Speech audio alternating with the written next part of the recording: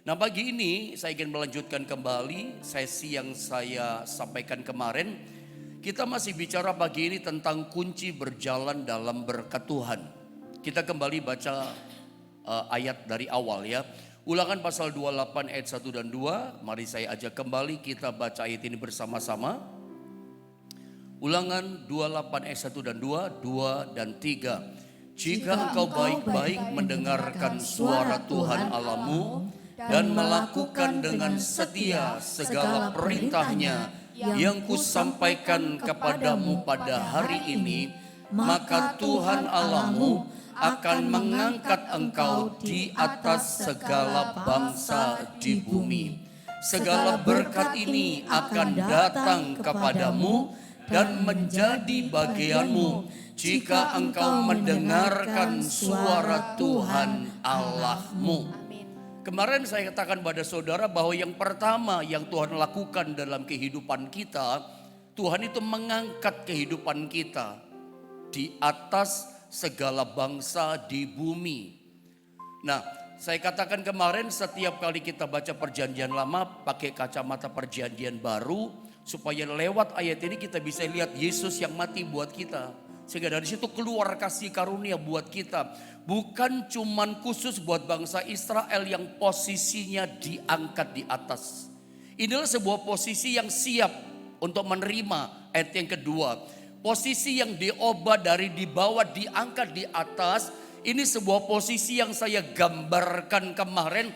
Posisi yang ready. Posisi yang siap untuk apa? Menerima segala berkat yang datang kepadamu dan menjadi bagianmu. Kita percaya pagi ini pun kata 1 Petrus pasal 2 ayat yang ke-9, kita adalah bangsa yang terpilih, imamat yang rajani, bangsa yang kudus, umat kepunyaan Allah sendiri. Bukan cuman Israel menjadi bangsa pilihan Allah, kepunyaan Allah. Lewat kasih karunia kematian Kristus, kita pun kata suratan Petrus pasal 1 ayat pasal 2 ayat yang ke-9, kita pun umat pilihan, bangsa yang kudus, dipisahkan oleh Allah menjadi umat milik kesayangan Tuhan. Posisi kita pun sama, diangkat di atas. Sebuah posisi untuk siap menerima datangnya berkat dan berkat jadi bagian kita. Kemarin berkat yang pertama saya ajarkan sedikit, saya ulang. Ulangan 28 ayat 3, ini berkat adalah kemanapun kita pergi, dimanapun kita berada, usaha kerja apa saja, berkat Tuhan itu menjadi bagian kita. Jadi berkat itu ada di atas kita, berkat itu ada di dalam kita. Ini mesti dipahami. Berkat yang pertama yang kita terima karena kasih karunia Tuhan, setiap kita orang percaya pada Yesus, berkat itu ada di dalam kita. Anda dan saya berkat yang pertama adalah orang yang sungguh-sungguh diberkati Tuhan. Ini Anda mesti imani saudara ya. Saya orang yang diberkati Tuhan. Keluarga saya keluarga yang diberkati Tuhan. Sampai anak-anak cucumu, anak cucu yang juga diberkati Tuhan. Berkat kedua itu ada di ayat 4 sama 11. Berkat apa di sini? Berkat yang bersifat kuantitas banyak diberikan, bisa begitu kita ngalami. Termasuk kualitas, berkat yang kuantitas, berkat yang kualitas diberikan pada kita. Berkat yang ketiga itu pada ayat yang kelima. Bakul kita, adonan kita diberkati Tuhan. Tidak pernah kekurangan. Jadi mau masa kekeringan, masa kelaparan, masa kesukaran tetap terpelihara.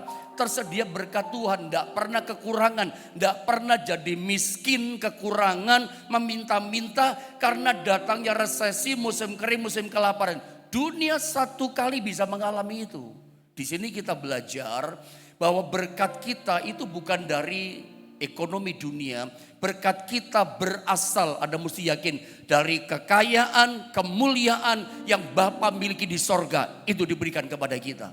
Apakah Anda percaya ketika saya sodorkan berkat yang ketiga ini kepada saudara, bahwa ternyata berkat kita mesti yakin itu berdasarkan dari kemuliaan dan kekayaan yang Bapa miliki di sorga. Itu diturunkan kepada kita, itu didatangkan, dicurahkan pada kita, dan posisi kita memang siap ready menerima berkat menjadi bagian kita. Jadi mau kelaparan, mau kekeringan, tidak pernah kita meminta-minta kekurangan sampai miskin. Kenapa? bakul kita, tempat adonan kita diberkati Tuhan. Berkat yang keempat, kemarin kita belajar ayat yang keenam. Jadi Tuhan berkati kita di dalam rumah dulu, jadi bikin keluarga kita sehat. Jangan pertengkaran dibiarkan, baru nanti waktu kita keluar rumah, kerja, dagang, usaha, kerja apa saja diberkati Tuhan.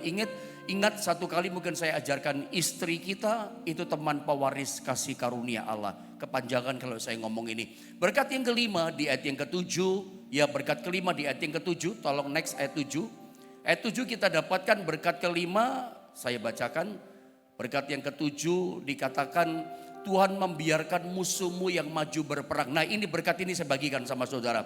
Mari sama-sama kita baca di ayat yang ketujuh. Ini kita belajar saat ini. Berkat yang kelima buat kita. Sama-sama kita baca 2, 3. Tuhan akan membiarkan musuhmu yang maju berperang melawan engkau, terpukul kalah olehmu, bersatu jalan mereka akan menyerangi engkau, tetapi bertujuh jalan mereka akan lari dari depanmu.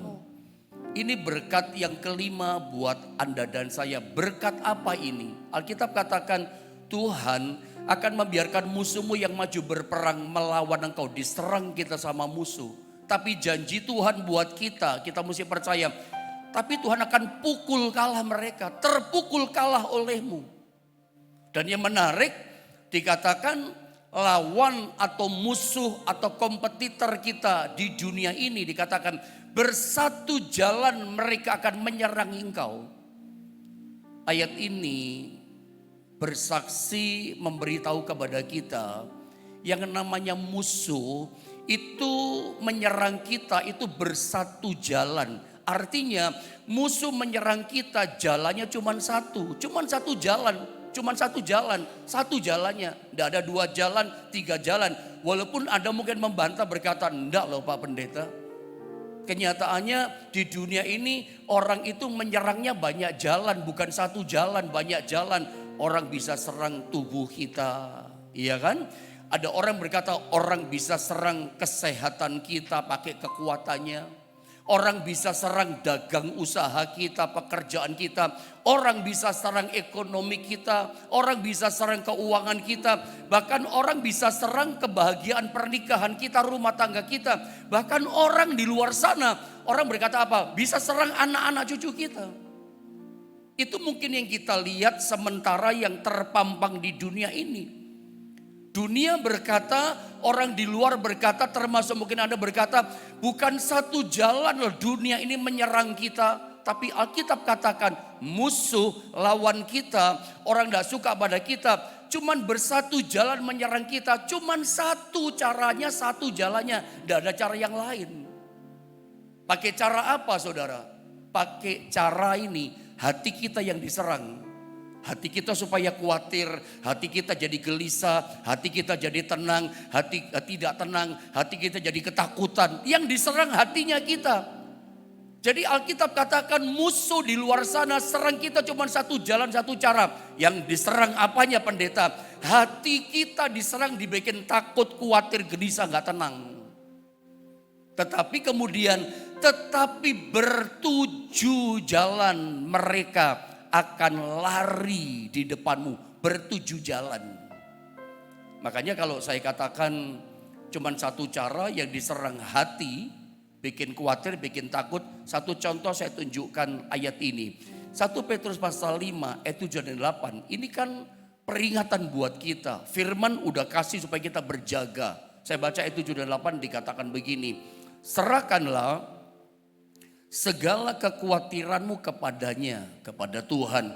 Sebab Ia yang memelihara kamu. Perhatikan ayat 8. Sadarlah dan berjaga-jagalah, kata Alkitab. Waspada, lawanmu si iblis. Kita punya lawan ternyata. Siapa lawan kita? Si iblis, si jahat, si setan. Dikatakan dia kalau menyerang kita begini modelnya, caranya. Berjalan keliling sama seperti singa yang mengaum-ngaum dan mencari orang yang dapat ditelannya.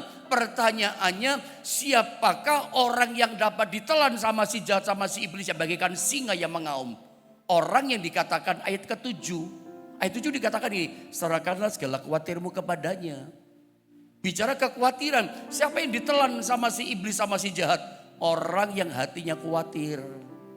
Makanya cuman satu caranya musuh iblis dunia serang kita. Hati kita dibuat khawatir. Hati kita dibikin takut. Hati kita dibikin gelisah, gak bisa tenang.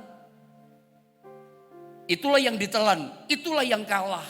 Makanya kalau kita kembali kepada ayat yang Ulangan 28 ayat yang ke-7 tadi. Kalau saya baca ulang sekali lagi. Tuhan akan membiarkan musuhmu maju berperang melawan engkau. Terpukul kalah olehmu, ini jaminan. Bersatu jalan mereka menyerangi engkau, satu jalan menyerang kita. Tetapi ini solusi dari Tuhan, ini berkatnya buat kita. Bertujuh jalan mereka akan lari daripada depanmu. Apa maksudnya bertujuh jalan? Musuh, si jahat dunia, orang di dunia dipakai setan yang nyerang kita. Alkitab katakan apa? Bertujuh jalan mereka kalah lari daripadamu. Bertujuh jalan. Apa maksudnya musuh lari bertujuh jalan? 7 itu bukan cuman angka sempurna. Kita sama-sama tahu bahwa Tuhan ketika menciptakan langit dan bumi serta segala isinya, Tuhan menciptakan dari mulai hari pertama sampai hari ke-6. 6 itu menciptakan manusia. Setelah menciptakan per hari pertama sampai hari ke-6, Alkitab katakan hari ke-7 Tuhan beristirahat. Rest. Angka 7 bukan cuma angka sempurna. Naaman menenggelamkan dirinya di sungai Yordan 7 kali dia tenggelamkan. Sampai begitu dia keluar, itu ketekunan ketaatan sempurna, sembuh dia. Ya, 7 ini kalau 7 sempurna, pengampunan pun sempurna kalau 7. Saudara ya, tapi 7 ternyata bukan cuma bicara angka sempurna. 7 itu bicara tentang beristirahat, Allah beristirahat. Angka ke-7, 7 bicara rest. Kalau kita ingin musuh itu bertujuh jalan lari di hadapan kita. Bertujuh jalan mereka lari dikalahkan oleh kita. Bagaimana caranya? Kita mesti begini, beristirahat dalam Tuhan. Kita mesti rest di dalam Tuhan. Ini berkatnya.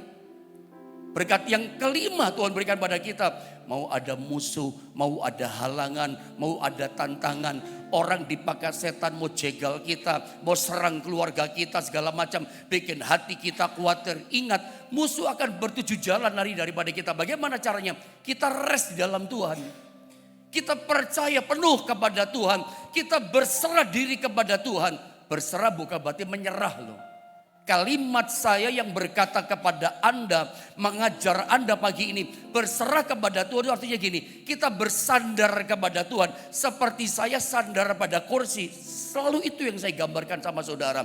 Kata rest di dalam Tuhan, rest in the Lord, bersandar kepada Tuhan, itu seperti kursi bersandar. Kita pasrah sama kursi, seperti saya ini pasrah, seluruh berat badan saya yang menopang ini kursi karena saya nyandar sama dia. Saya enggak liatin kakinya, pokoknya saya pasrah, saya percaya kursi ini kuat. Apalagi kalau sandaran hidupmu, rest in the Lord kita itu adalah Tuhan. Dia maha kuat, maha perkasa, maha tinggi, maha luar biasa. Makanya kalau saudara hadapi tantangan mau menang. Semua orang punya tantangan, semua orang punya kesulitan. Tapi ada jaminan berkat Tuhan yang kelima pada kita. Karena memang posisi kita siap sedia menerima berkat itu. Jadi bagian kita pasti menang, tidak mungkin kalah. Kita lebih daripada pemenang. Kuncinya apa? Bersandar, rest in the Lord. Berserah kepada Tuhan, percaya penuh kepada Tuhan. Rest in the Lord itu bersandar penuh kepada Tuhan. Pagi ini pun apapun tantanganmu, kesulitanmu, kalau saudara bisa rest di dalam Tuhan, bersandar penuh pada Tuhan, jaminan Tuhan apa? Kamu pasti menang. Musuh lari daripadamu. Mau tantangan apapun, musuh lari. Bukan cuman pergi, bahasanya luar biasa. Kayak ngusir iblis, dia lari dari depanmu. Masalah kita lari, gak tahan sama kita. Dianya gak tahan. Kenapa? Ada Tuhan kok, sandaran hidup kita adalah Tuhan. Ini berkat yang kelima. Sekarang saya bawa saudara pada berkat yang keenam. Ulangan 28 ayat 8 dan 9. Saya baca ayat 8, 9-nya sama-sama saudara ya. Saya baca ayat 8. Tuhan akan memerintahkan berkat ke atasmu. Di dalam lumbungmu dan di dalam segala usahamu, Ia akan memberkati engkau di negeri yang diberikan kepadamu oleh Tuhan Allahmu. Mari bersama-sama ayat 9, 2 dan 3. Tuhan akan menetapkan engkau sebagai umat yang kudus, seperti yang dijanjikannya dengan sumpah kepadamu, jika engkau berpegang pada perintah Tuhan Allahmu dan hidup menurut jalan yang ditunjukkannya. Berkat yang keenam apa buat kita? Ayat ini katakan Tuhan akan memerintahkan berkat ke atasmu. Kayak Amsal 10 kemarin ayat yang keenam. Berkat Tuhan ada di atas kepala orang benar. Ternyata ayat ini pun sama. Tuhan akan memerintahkan berkat atasmu. Jadi kita mesti percaya Tuhan itu bisa memerintahkan berkat turun atas kita. Persis kayak Mazmur 133 ya, ayat yang ketiga. Bolehkah multimedia munculkan sebentar ayat ini? Mazmur 133 ayat ketiga. Kayaknya ayat ini familiar. Hampir semua orang Kristen, anak sekolah minggu pun hafal ayat ini ya. Mari sama-sama kita baca. Mazmur 133 ayat yang ketiga, 2 dan 3. Seperti embun gunung Hermon yang turun ke atas gunung-gunung Sion. Sebab kesanalah Tuhan memerintahkan berkat kehidupan untuk selama-lamanya. Ada kalimat yang katakan sebab kesanalah Tuhan memerintahkan berkat. Berkatnya dikatakan seperti berkat dari gunung Hermon turun ke gunung Sion. Tuhan perintahkan berkat dari Hermon turun ke gunung Sion. Saya pernah sampaikan sama saudara kalau tidak salah, jarak antara gunung Hermon sebagai sumber berkat, gambaran pribadi Allah gunung Hermon.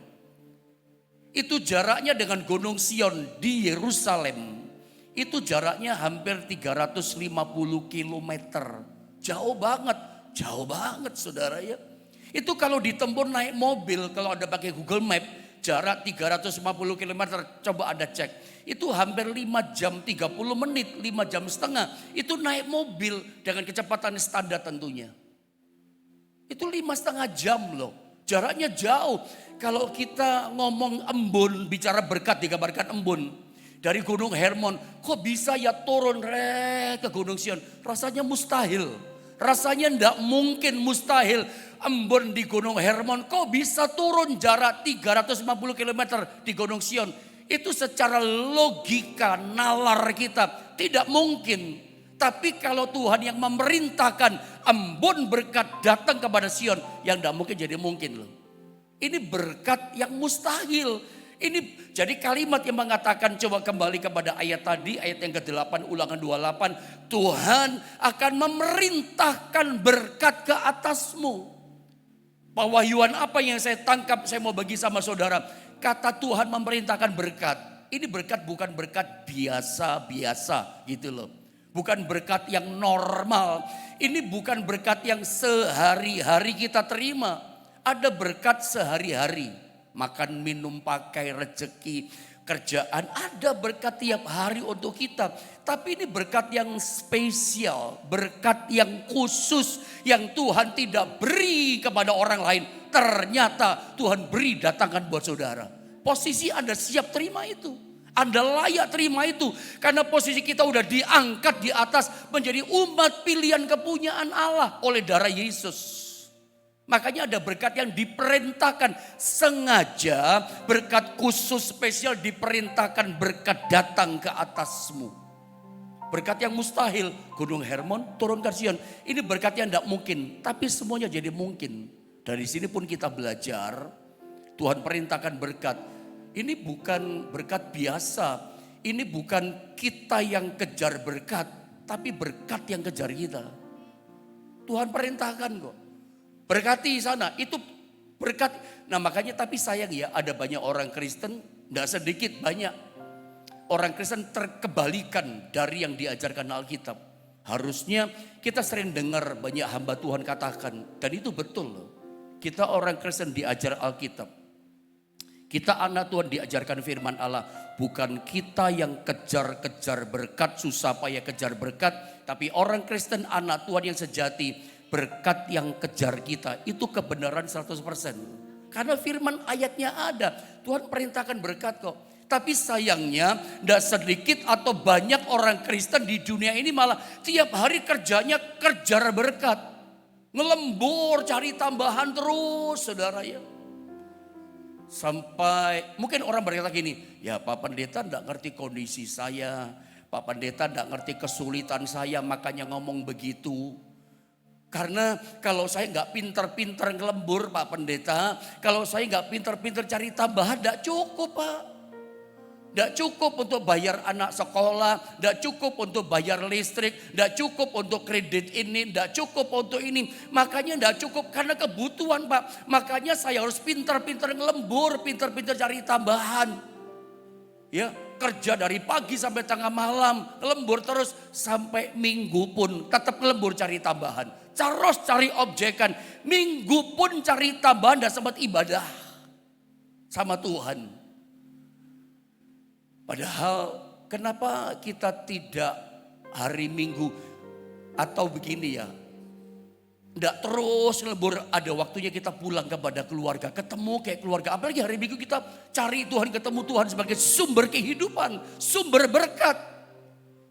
Minggu itu kayaknya kita harus ibadah cari Tuhan, itu sabatnya Tuhan saudara ya. Justru kita ketemu sebagai sumber kehidupan, disitulah kita ngalami namanya Tuhan memerintahkan berkat datang sama kita. Tapi seringkali kita berkata nanti tidak cukup Pak Pendeta saya nggak ngerti. Saya harus pintar cari tambahan. Tapi ayat ini berkata bahwa Tuhan akan memerintahkan berkatnya turun atas kita. Ternyata sama dengan Mazmur 23, Daud juga pernah berkatakan kepada kita, Tuhan adalah gembalaku, takkan kekurangan aku. Ia membaringkan aku di padang yang berumput hijau. Yang membimbing aku dikatakan ke air yang tenang. Kalau kita baca di ayat yang ketiga dikatakan kemudian saudara, ia menyegarkan jiwaku, ia menuntun aku di jalan yang benar oleh karena namanya. Lihat ayat yang kelima. Ayat yang keempat adalah lembaga kekelaman, tidak takut bahaya. Ada penyertaan Tuhan. Lihat ayat yang kelima. Saya ajak saudara baca sama-sama ayat yang kelima. Berkat yang kejar kita.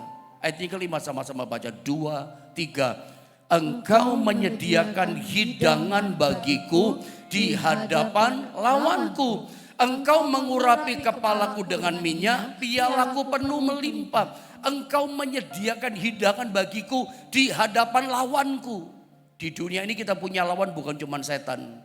Iblis si jahat, resesi ekonomi, kelaparan, kekeringan, kesulitan. Itu lawan kehidupan manusia. Kesukaran itu lawan kita. Tapi Alkitab berjanji justru di hadapan lawan kita Tuhan menyediakan hidangan buat kita, keperluan kita. Saya suka katakan Tuhan kalau kasih hidangan sama kita, yang kita butuh 1 piring, Tuhan gak kasih 1 piring loh. Tuhan kalau soja kasih berkat sama kita itu limpah. Butuhnya 1 piring, Tuhan bisa kasih 100 piring, 10 piring, 20 piring, lebih daripada itu. Ayat ini mengajar kepada kita bahwa harusnya berkat yang kejar kita di hadapan lawan kesukaran saja. Alkitab berkata, asal kita jadikan Tuhan pemimpin gembala yang menuntun kita. Tuhan menyediakan segala yang kita perlukan. Dari masih banyak ayat yang lain yang mengatakan bahwa ya memang berkat yang mengejar kita. Coba kembali ayat tadi ya, Ulangan 28 ayat 8. Tuhan akan memerintahkan berkat ke atasmu. Berkatnya dari Tuhan itu diperintahkan datang sama kita. Karena posisi, ingat gak saudara kisah tentang Nabi Elia? Itu kan masa kelaparan tuh. Kekeringan yang impactnya kelaparan 3,5 tahun. Tuhan suruh dia ke sungai Kerit. Ada masih ingat cerita itu? Lalu bagaimana kata Tuhan? Kamu pergi ke sungai Kerit. Aku perintahkan burung gagak datang kepadamu di sana. Aku perintahkan. Pada masa kelaparan. Makanya saya katakan berkat itu ada di atas kita. Berkat ada dalam hidup kita. Mau di mana saja. Musim kekeringan, musim kelaparan 3,5 tahun zaman Elia. Itu Tuhan perintahkan. Saya ulang kalimat saya. Tuhan memerintahkan burung-burung gagak. Bukan cuma 1 burung. Burung-burung gagak. Bawa roti, bawa daging. Pagi sore orang lain kagak bisa makan. Orang lain kekurangan, orang lain kelaparan. Ini berkat yang mustahil, berkat yang tidak mungkin, berkat yang diperintahkan Tuhan. Orang tidak ngalami, Elia ngalami. Roti diperintahkan datang sama Elia. Daging, zaman kelaparan masih bisa makan stik daging Elia. Tidak kekurangan hambanya. Oh, saya percaya ini bukan cuma berlaku buat Elia dan umat Allah. Janji berkat yang diperintahkan Tuhan juga berlaku buat kita. Baca ayat ini, lihat Yesus, lihat karunia-Nya. Kita pun bangsa pilihan, siap terima berkat.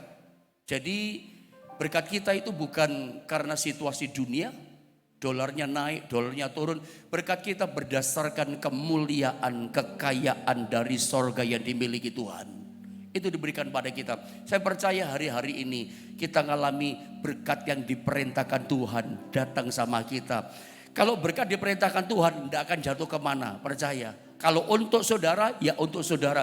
Kalau berkat buat orang lain tidak usah iri hati. Memang untuk dia tidak akan tercecer ke orang lain. Tapi kalau buat saudara pasti Anda miliki. Berdoalah, percayalah, imani ayat ini. Bahwa ada berkat-berkat yang spesial khusus. Itu diperintahkan Tuhan. Memang datang disediakan buat saudara. Yang percaya katakan amin. Walaupun memang ada harga bayarnya saudara. Nanti saya terangkan. Harga bayarnya taat setia akan firman Allah. Lihat ayat ke-9. Masih ada berkat. Ini kalau ngomong ya berkat keberapa? Ke-7 ini. Ayat 9. Tuhan akan menetapkan engkau sebagai umatnya yang kudus. Tuhan menetapkan kita sebagai umatnya yang kudus. Umat yang kudus itu yang bagaimana? Kudus itu dari kata kados. Artinya dipisahkan, set apart. Kudus itu set apart dari kata kados, dipisahkan. Kita itu dipisahkan dari dunia ini. Kita dipisahkan dari gelap, dipisahkan dibawa Tuhan dalam terangnya yang ajaib. Kita juga dipisahkan, kata firman Allah, dari seluruh orang-orang di dunia ini kita nggak sama. Dipisahkan, set apart, kados. Tuhan menetapkan kita sebagai umatnya yang kudus. Set apart, dipisahkan dari orang dunia. Artinya begini, apa yang terjadi melanda dunia ini bisa jadi kita nggak ngalami loh. Seperti contoh kelaparan tadi, kesulitan, kekeringan. Kita tetap terpelihara, kita memang dipisahkan. Asal harga bayarnya taat, setia, dengar-dengaran, nurut pada firman Allah. Kalau nggak nurut ya sama kita dengan dunia. Kalau Anda ingin mengalami namanya kados, umat yang kados, yang kudus, set apart, dipisahkan, tidak sama dengan orang dunia. Dunia kesukaran tapi tetap terpelihara. Dan saya percaya sih di antara Anda yang sedang mendengar firman Allah ini, Anda yang pernah dan sudah mengalami di level ini, Anda pasti berkata amin keras. Mungkin amannya bukan sekali, mungkin 12 kali Anda akan rela berkata amin amin. Karena saya ngalami Pak. Set apart, dipisahkan dari dunia. Dunia mengalami seperti pandemi kemarin. Semua dunia ngalami, kita juga ngalami sebetulnya. Tapi kita dipisahkan, dibedakan. Set apart, kados, umat yang dipisahkan. Anda justru di masa sukar malah terima job yang luar biasa. Saya sering dengar kesaksian. Anda terima berkat yang luar biasa. Anda terima mujizat yang luar biasa. Berkatnya malah tidak berhenti. Loh, masa kekeringan Tuhan malah kasih berkat yang spesial sama Anda. Karena berkat diperintahkan Tuhan datang sama saudara. Anda mau gak percaya? Anda ngalami kan? Bagi orang yang ngalami Anda berkata amin, haleluya. Karena memang kita beda, set apart, dipisahkan. Saya berharap firman Allah yang sementara sedang saya sampaikan ini, Anda bisa mengimaninya, nangkep dengan rohmu yang menyala-nyala. Bahwa memang posisi kita itu di atas, diangkat sama Tuhan, di atas segala bangsa di muka bumi. Tidak sama, justru kesukaran kita dipisahkan dari dunia, malah dapat sesuatu yang luar biasa. Ini ke-7, yang ke-8. Ternyata waktu jalan, saya masih bisa lanjutkan besok hari Senin sama saudara ya. Kita belum masuk 15 dan seterusnya. Lihat ayat yang ke-8, ayat berikutnya 12. Ayat 11 kan sudah ya, 4 sama 11 itu sama. Lihat ayat yang ke-12. Saya baca saja ayat ini, perhatikan. Tuhan akan membuka bagimu perbendaharaannya yang melimpah, yakni langit akan memberi hujan bagi tanahmu pada masanya, dan memberkati segala pekerjaanmu sehingga engkau memberi, nah ini dia, pinjaman kepada banyak bangsa tetapi engkau sendiri tidak meminta pinjaman. Ini berkat yang ke berapa tadi saudara ya? 8 ya? Apa 9 ini? Anda hitung sendiri. Berapa? 8, 9 ya. Lihat, sehingga engkau memberi pinjaman kepada banyak bangsa. Ini saya pernah sampaikan kepada jemaat di Jombang. Engkau memberi pinjaman kepada banyak bangsa. Artinya kita diberkati, kita bisa jadi berkat. Mari saya terangkan dari awal begini. Orang tua di Israel, ayah, ibu, papa, mama di Israel, itu mengajarkan kepada anak-anaknya sejak mereka dari kecil diajar begini. Kalau kamu nanti dewasa besar, kamu jangan sampai menjadi orang yang meminta pinjaman. Kalau bisa kamu memberi pinjaman. Kenapa selalu orang tua dalam tanda kutip di Israel selalu mengajarkan, mendidik anak-anaknya seperti ini. Kamu tidak boleh meminta pinjaman nanti. Tapi kamu kalau bisa memberi pinjaman pada orang lain. Apa maksudnya? Orang tua mendidik, mengajarkan, mendoktrin tepatnya anak-anaknya orang Israel seperti itu. Jangan meminta pinjaman tapi kalau bisa memberi pinjaman. Karena meminta pinjaman itu adalah hamba. Sedangkan memberi pinjaman itu adalah Tuhan. Kita bukan hamba. Israel tidak mau dibilang hamba. Kami tidak pernah diperhamba siapapun. Padahal pernah jadi hamba di Mesir kan. Tapi kita nggak bicara itu. Tapi selalu itu yang diajarkan oleh orang Israel. Ya, karena konotasi meminjam. Ya, tetapi engkau sendiri tidak meminta pinjaman. Karena meminjam itu, meminta pinjaman itu hamba, memberi pinjaman itu Tuhan. Tetapi juga jangan ayat ini diartikan kalau istilah orang Jawa saklek secara hurufiah. Kalau gitu pendeta kita nggak boleh ya meminta pinjaman. Saya nggak bilang begitu loh saudara ya. Anda mungkin bertanya gini, kalau pinjam di bank boleh nggak Pak Pendeta? Untuk usaha memperluas, sekalipun ada pinjam di bank silakan. Tapi pesan saya sebagai seorang gembala hamba Tuhan, harus minta kebijaksanaan hikmat Tuhan. Jangan main pinjam. Kalau memang kau meminjam, mau memperluas, memperbesar bisnis usahamu, dagangmu, boleh-boleh saja. Asal bisnismu lancar, produk-produkmu dijual di pasaran bagus. Net income pemasukannya bagus gitu ya. Anda bisa memperluas, tapi kalau tidak, ayat ini berlaku. Tidak meminta pinjaman, kenapa? Nanti akhirnya akan menghancurkan saudara. Yang tidak boleh meminta pinjaman, sorry to say saya katakan, kalau ada meminjam kepada si A, kemudian mau bayar, ada pinjam sama si B. Lalu Anda mau bayar giliran si B, ada pinjam sama si C. Giliran mau bayar si C, Anda pinjam sama si D. Terus begitu. Itu kan istilah dunia tutup lubang gali lubang. Nah ini yang tidak boleh. Berdoalah supaya Tuhan berkati kita. Bagaimana caranya? Kembali kepada firman. Anda ini orang pilihan, umat kepunyaan Allah. Posisimu bukan di bawah. Anda mesti yakin posisiku di atas. Siap terima berkat. Lakukan firman Allah dengan setia. Sungguh-sungguh taati. Maka saudara akan dikasih kemampuan sama Tuhan. Kalau kau punya hutang dikasih kemampuan mengembalikan. Tidak lagi hidup menderita tutup lubang gali lubang. Itu sangat tidak mengenakan. Janji Tuhan tidak seperti itu kepada kita. Janjinya apa? Tuhan sampai bisa memberi pinjaman. Sampai bisa memberi pinjaman. Itu janji Allah. Nah saya bawa saudara mungkin 2 menit 3 menit. Lihat ayat yang ke 13-14. Tidak bisa selesai kayaknya ya. Tuhan akan mengangkat engkau menjadi kepala dan bukan menjadi ekor. Engkau akan tetap naik dan bukan turun. Apabila engkau mendengarkan perintah Tuhan Allahmu yang kusampaikan pada hari ini, kau lakukan dengan setia. Ini pun janji Allah buat kita yang ke-9 atau ke-10 ini. Tuhan akan mengangkat engkau jadi kepala bukan buntut, bukan ekor. So buntut enak saudara ya. Tapi kalau apa yang kita kerjakan cuma jadi buntut gak enak. Ya. Kalau kemudian engkau akan tetap naik. Kata tetap itu konsisten, tidak berubah. Jadi Anda mesti ngerti ya. Ini janji Tuhan, ini perkataan Tuhan. Dengarkan saya, Tuhan sedang tidak salah ngomong. Tuhan bukan sedang salah bicara. Tuhan tidak pernah salah ngomong, Tuhan tidak pernah salah bicara. Ketika dia berkata, engkau akan tetap naik dan bukan turun. Akan tetap naik dan bukan turun. Berarti kata tetap itu berarti konsisten tetap naik. Tidak berubah, kamu akan tetap naik dan bukan turun.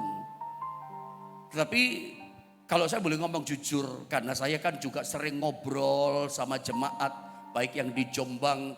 Saya ngobrol sama orang-orang Kristen yang pernah saya jumpai di luar kota kalau saya pelayanan. Mereka sharing, saya ngobrol dengan banyak hamba Tuhan dan lain-lain. Dan sedikit di antara orang Kristen, orang percaya, jemaat Tuhan terutama, sorry kata-kata saya, kecewa dengan ayat ini. Kecewa kenapa? Karena janjinya engkau akan tetap naik, tapi saya turun loh Pak.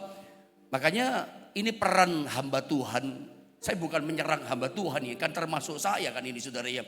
Ini peran hamba Tuhan sangat menentukan. Makanya menurut saya sebagai seorang hamba Tuhan, kita sebagai hamba Tuhan, termasuk saya sebagai hamba Tuhan, dengan kerendahan hati berkata tidak boleh menyampaikan firman Allah, menyampaikan pengajaran firman kepada jemaat hanya bersifat menghibur. Yang penting jemaat senang, yang penting jemaat sukacita, pulang hore, amin diberkati. Nggak bisa. Saya sebagai gembala, hamba Tuhan, tidak boleh mengajar sama jemaat yang bersifat penghiburan. Tidak menunjukkan kebenaran yang ada. Nanti khawatirnya ya seperti ini. Tidak sedikit banyak jemaat jadi kecewa. Begitu bangkrut ekonominya, bisnis usahanya gagal, kecewa sama ayat ini. Katanya tetap naik dan tidak turun. Tapi ini benar loh saudara ya. Nah inilah yang saya suka bilang sama saudara. Tidak berubah, tetap naik bukan turun. Makanya tidak berlaku filosofi pandangan dunia berkata. Dan jangan dipakai kata-kata ini dalam perkataan mulut itu sebagai orang Kristen. Suka berkata hati-hati loh.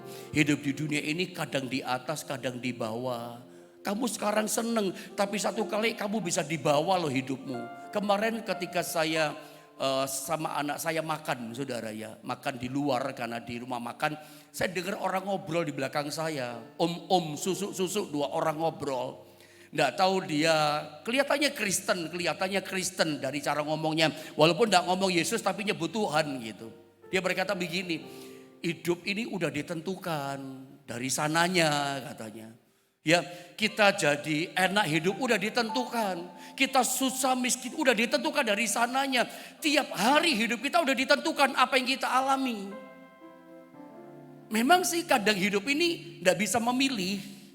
Tapi bukan berarti orang kaya yang sekarang sukses udah ditentukan begitu. Itu ada proses. Gini loh, Alkitab selalu ajar sama kita. Hidup itu proses. Gak ada langsung enak. Selalu proses. Bicaranya firman itu proses, semuanya proses, tidak ada yang singkat, semua itu proses.